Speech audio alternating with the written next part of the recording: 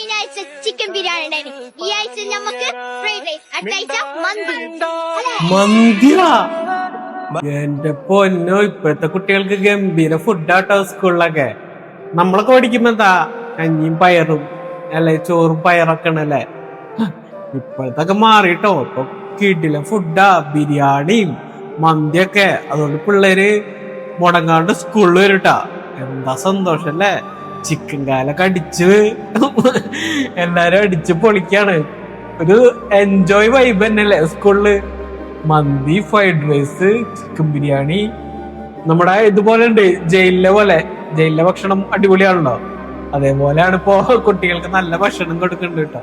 എന്തായാലും നല്ലൊരു കാര്യമാണ്. നല്ല പ്രോട്ടീനുള്ള ഫുഡൊക്കെ നമ്മളെ കുട്ടികൾക്ക് വേണം.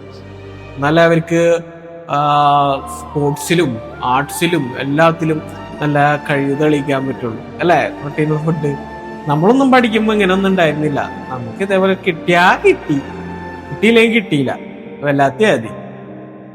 പക്ഷെ ഇപ്പോഴത്തെ കുട്ടികൾക്ക് നല്ല ഫുഡാണ് കൊടുക്കുന്നത്.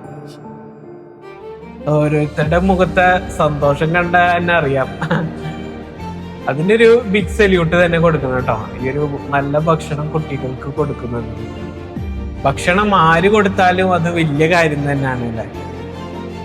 ശരിക്കും ഇപ്പോഴത്തെ സമയത്തൊക്കെ പഠിച്ചാൽ മതിയായിരുന്നു. നല്ല മന്തി, ഫ്രൈഡ് റൈസ്, ബിരിയാണി ഒക്കെ തിന്നായിരുന്നല്ല. നമുക്ക് പഠിക്കുമ്പോ പയറ്, സാമ്പാർ ഇതൊക്കെയാണ്. പക്ഷെ അത് നല്ല ടേസ്റ്റ് ആയിരുന്നു കേട്ടോ അല്ലേ. നമ്മൾ കഴിക്കുമ്പോ ആ കഞ്ഞിപ്പയറും ആ സാമ്പാറൊക്കെ ഒരു ജാതി ടേസ്റ്റ് അല്ലായിരുന്നേ. ആ ഒരു ടേസ്റ്റ് ഒന്നും ഇപ്പൊ കിട്ടൂല അല്ലേ.